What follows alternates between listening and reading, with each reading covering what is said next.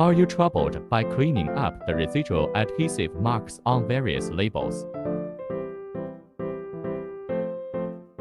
Now I will teach you a quick method to remove label adhesive marks. And environmentally friendly hack.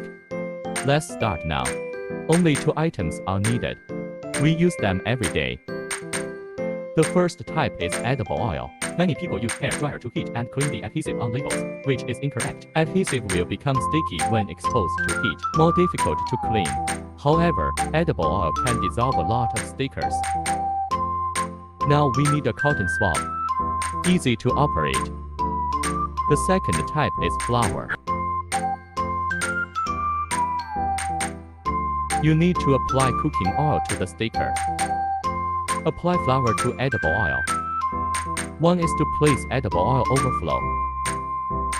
Instead, it increases friction and facilitates detachment. Allow to stand for 5分钟. Use at the end. Later. Start cleaning. These labels slowly fell off the glass bottle.